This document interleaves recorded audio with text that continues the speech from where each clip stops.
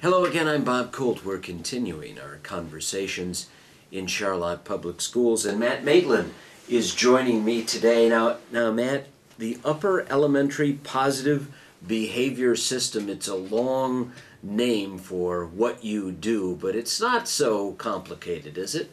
No, it's not complicated. What it boils down to is really rewarding kids for, the majority of kids, for the positive work they're doing on a day in and day out basis. And so it's actually a nationwide system, but we've kind of made it our own. And so you hear about PBS in different schools, and really every school kind of looks different. Yeah. I was at the middle school last year, and what they do is a little bit different than what we do. Well, so describe what you do. Well, like I said, most of our students benefit from the PBS events that we do, and really at the Q, it's focused around monthly events that are a reward for students who are following expectations and doing the things that they're supposed to do. Like, for example, we had a school-wide disc golf down at Bennett Park, where a bunch of parent volunteers got together and we taught the kids how to play disc golf. Got some exercise, walked down there on a beautiful summer day and did that. And then we, let's see, in October we had bingo, where our counselor, Mr. Schwartz, was the bingo guy, you know, running that game. And then most recently we've done holiday cookie decorating. But it's more than just the events, you know. Really, the foundation of it is, as teachers and as administration and as staff members, we try to be very explicit about what we want students to do and how they can navigate through our day successfully. Very behavior oriented. Very much. You tell them, give them really direction and a call to action on how you want them to behave. Correct. And it comes down to, you know, how do we want them to behave in the classroom when there's a test? You know, how do we want them to behave when they're walking down the hallway? How do we want them to behave when they're in the lunchroom, in the bathroom, you know, walking out to the bus every day? You know, it boils down to thinking of every moment throughout the day for those students and giving them clarity about what the expectations are. And truthfully, students thrive with that structure. It helps them, and this is research based, it helps them to feel more safe, and it helps them to kind of buy into the whole school process a lot more when they know what's expected of them. And a lot of young people probably just don't have necessarily the role models or be able to see other people and what good behavior is, right? Yeah, correct. And so what we've seen in our schools is a rise in economically disadvantaged families. And what we're trying to do is kind of give them some supports, not only behaviorally but socially, relationally. We're trying to make school as positive an experience for them, so that if they're having some things going on at home that aren't too, you know, positive, they're able to come to school and get some supports there and feel very, very good about that experience. There are probably just a population of young people who are just scared and don't know what to do at school. Correct, and through the PBS system and being very explicit, and you know, we're still in the process of refining what we do, and there's more that we're going to do in years to come. But you're right, it's the clearer you can be, the more successful those, especially those students who are struggling. You know, they go home, and a lot of times they don't know what they're going to expect, what they're going to experience that night. But when they come to school, they do know what they can experience, and they do know what to expect, and that does create a sense of safety and comfort for them, so that school is not another place where they they have to navigate things that are very difficult to navigate. Well, Matt, it must be a challenge for you and other administrators and teachers then to really sort out and discover which young people would be eligible and really need this sort of program. Well, it is identified. It's for the whole population. Like I said, 95% of the students really do benefit from the positive side of it. But I'm glad that you brought that up, because the 5% that have not been able to go to those events, those big events, we actually have engineered some things for them to try and ultimately get them to be able to participate in those events at the end of every month. The first thing that happens, if they've had a certain number of behavioral incidences, they qualify for what we call Rule School. And what Rule School is during the reward, the celebration, myself and Mrs. Caudell, we actually teach social skills. We actually design a lesson and go through it with them. And it's pretty specifically catered to their individual needs. This is a very small group of kids, so we're able to design the lessons in response to some of the things they've struggled with throughout the last month. And so give us an example, like what? What have you done lately? Well, we've been using the same book, and honestly, a lot of the students that we have seen, a lot of them are boys, and we do have more boys than girls that are qualifying for Rule School, and so we've got this book that's specifically designed for boys and handling their emotions, and there's some self-surveys where they're able to kind of introspectively reflect on their own life and their own habits and their own, the way that they handle stress and stuff like that, because that's ultimately what it boils down to, is when they get stressed, they don't handle it very well. Yeah. And that's what gets them into trouble.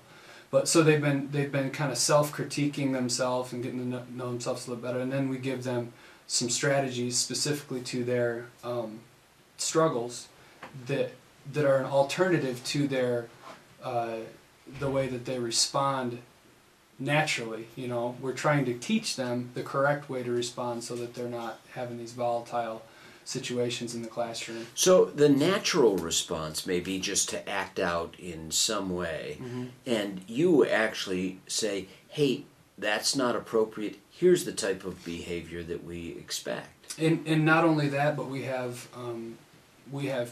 peer-to-peer conversations, because in those small groups you get to see a side of the student that you wouldn't get to see in the large group setting, like say a classroom. They do become more vulnerable with you. They're more open with you. And honestly, I've built a very good relationship with a lot of these students, so that they will confide in me. They will confide in Mrs. Caudell, and we can have some good times with it. As far as teaching new responses and teaching new behaviors. So you must be a great listener. I try to be. Yeah, I try to be, and I try to always consider. Even if the student that I'm working with has been in my office, 100% of the days for the last week or so, I try to listen to them and the things that they're coming into school with. I try to meet them where they are, and give them strategies, remind them of the strategies that we've taught them, so that they can be more successful and have more positive experience. So if there's a bad behavior, how do you kind of process that? Well, how do you go through a decision-making process to determine what to do? Well, the first word that comes to mind is slowly. I always try to take a step back first, so that I'm not making any rash, knee-jerk reactions. And then I also, if there's ever any uncertainty about how to handle a situation, I involve other professionals. First, Mrs. Caudell, my principal, and then the teachers. I call the parents. I get the parents involved. But as far as the main thing that we see with discipline issues is things like classroom disruption. And I have a conversation with the student. We talk about what happened. We try to brainstorm different solutions for the student, with the student, so that they can identify how to handle something in the classroom differently next time. I always call parents. If a student comes into my office, I call the parent. And you know, if necessary, we do assign consequences according to the student handbook. But that's really the basics of what I do. It must be a challenge, because young people who come to you have different communication levels, skills. So you've got to really draw information out of them, don't you? Well, for some kids, yeah, and honestly, sometimes drawing information out of them is like drawing, you know, water out of a rock or something like that. But in other times, they'll spill everything, you know. So you have to know each student and know how to handle them. Some students require a cool down period where, for the first 10 minutes that they're with you, they're not going to talk, and so you just let them, you know, that student needs some time, and then they'll open up. Other students, you know, you kind of have to solicit everything that they're going to say. Other students, you know, you're going to call the parents immediately, and you're going to have a conference call with the parents, and that's the best way to approach it. So yeah, it's a individual basis type thing. You know, you learn each student, and it must be rewarding for you, though, to see students grow and the success stories that you establish. Yeah, absolutely, and that's why I do what I do, is to see the positives, and that's really what PBS is about. You know, we've got a lot of other positive things other than the monthly events. You know, we do on a daily basis, we do these things called blue bucks, where teachers can give students blue bucks for positive behavior. In the lunchroom, paraprofessionals who are monitoring can give students lunch bucks. These lunch bucks and these blue bucks go into a drawing, and at the end of every single school day, Mrs. Caudell or one of the secretaries draws names out, and they come up to the office, and they get rewarded. Oh, great! Yeah, and there's another. It's new this year, called Code Cues. We came up with that ourselves, but Code Cues are actually something that a teacher can, the same way that they write up a negative office referral, they can write up a positive office referral. Same form, same everything. They just check a different box. And these Code Cues come to me and Mrs. Caudell. We get them, and we've actually had 190 so far this year. Wow! And when that happens, Mrs. Caudell and I personally call the parents, and the teacher provides a little snippet of information about why they got the Code Q, and we call those parents and congratulate them, congratulate their child, and just thank them for the efforts that they do as parents to positively impact that student, which in turn positively impacts our school. I would imagine that most of the time parents have some fear to get a call from a school because something's wrong. And that's initially why, I mean, selfishly, that's initially why I wanted to do something like this, is because it is tough for me to experience that oh, it's you know, what did he do? And so I'm trying to slowly reverse that. But yeah, you're right. It is, most of the calls that I give, I usually start out with, if it's a positive phone call, I say, this is a positive phone call, just to clear the air right there. So, but you know, I've seen so many great reactions from parents. I've had everything from, you know, not shouts of joy, but like, oh my goodness, this is the first time I've ever heard anything good about it from the school about him, to crying, literally crying. So this is something that you're pretty experienced at. You've done it for a while, and you've had a lot of young people through. Is there something unique to their ages? Well, I'm experienced as far as I've been in the educational career for about 10 years now. Yeah. This is my second year as an administrator. As far as the different, like, 4th, 5th, 6th, Yeah. 7th, 8th. Yeah, different ages. I did work with the middle school last year, 6th, 7th, 8th, and then we kind of transitioned, and I'm at the 4th, 5th, 6th upper L this year. But yeah, there's absolutely there's a huge difference. And in middle school, it was the difference between 6th graders and the 7th and 8th graders. At the upper elementary, it's the 4th graders and everybody else. And so what are they like? What kind of characteristics are they? Well, 4th graders are just still very wide-eyed, and you know, I don't try to scare any kids, but when they get sent down to the office, it's hard not to scare them. You know, just them being there, they're very intimidating. So you don't have to come down on them at all. They're pretty intimidated by the fact that they're in your office, and they're very pliable and moldable. And once you call the parents, I mean, it's just the waterworks, you know. Mm-hmm. But then, you know, 6th graders are testing the boundaries. They're, you know, they think they're a little bit more grown up than they are probably, and they like to test boundaries. 5th graders are kind of the tweeners. You know, you got some that are still like the 4th graders, some that are like the 6th graders. So they're a challenging group because the dynamics of just having all them in the same class together, at recess together, out on the playground, you know, or in the lunchroom together, it can create some fun, you know. Sure. So, and why are boys more unique than girls then in this behavior kind of situation? yeah, I don't have any scientific answer for that, but no, we want we want the stories. You know, I just think that they're like I just said, they're testing boundaries, and they want to be young men, and sometimes their emotions in situations where they try to take control, their emotions lead them astray. You know, they're a lot of fun though. I mean, honestly, I love working with all the kids, but I have a group of 6 boys that I take every Tuesday at the end of the day. They're a challenging group of boys. And I take them down and we shoot around just to build relationship at the end of every Tuesday.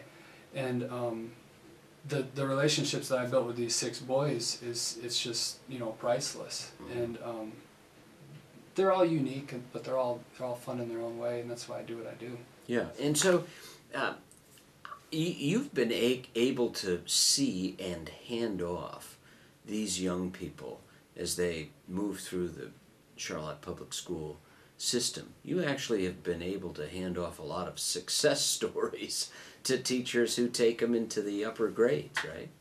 Well, sent some 8th graders to the high school last year, and I've heard some good things about 8th graders who struggled a little bit last year, but they've very much turned it around, you know, and several success stories that I'm thinking of right now.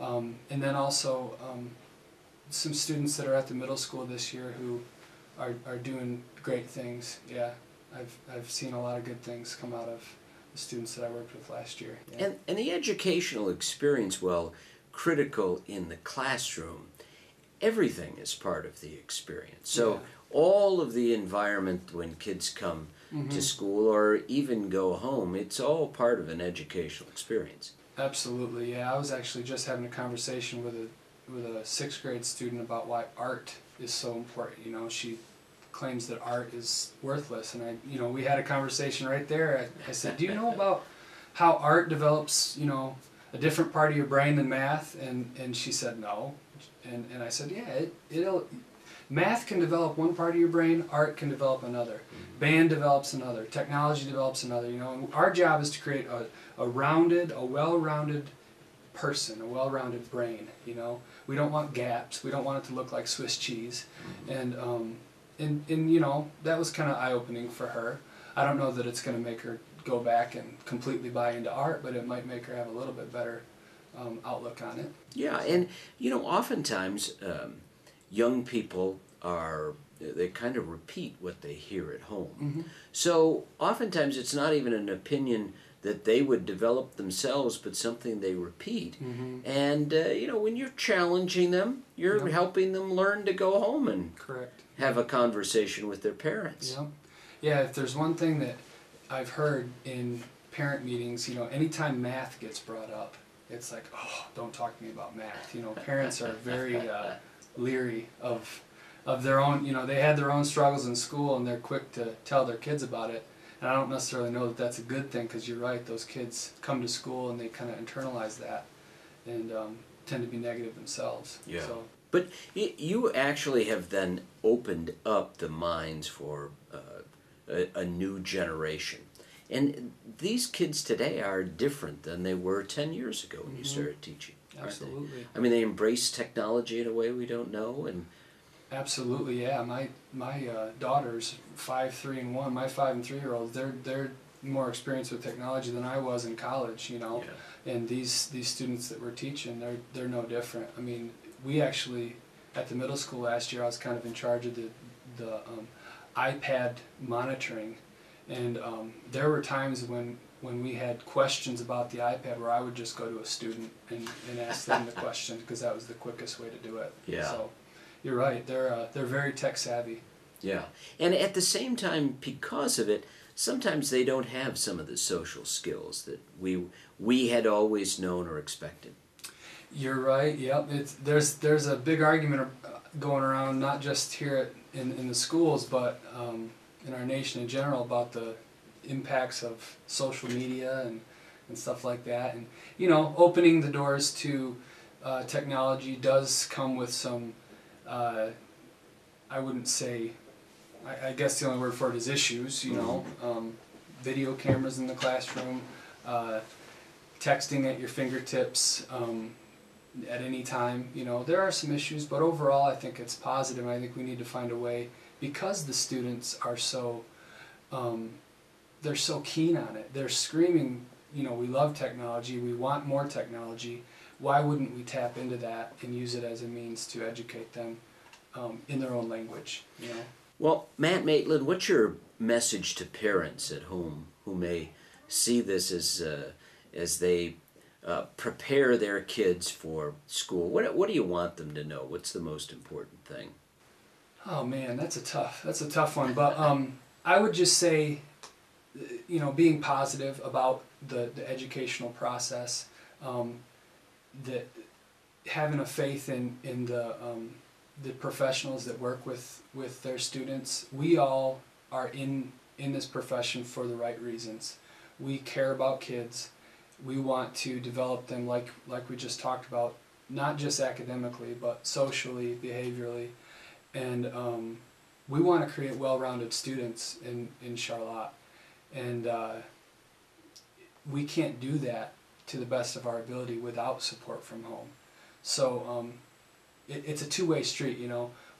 We have to do a good job of communicating with parents, but also we want parents to engage with the schools. We want parents to, when they have a concern or a suggestion, to engage with us. Engage with your students about school. Ask them what they've learned. And I guess the main message is, we want partnership with you and your families. That's the only way we're going to be as successful as we could be. So. Well, Matt Maitland, interesting conversation. We appreciate you sharing knowledge with us for the last few moments. I'm Bob Colt, and we'll continue our conversations in Charlotte Public Schools.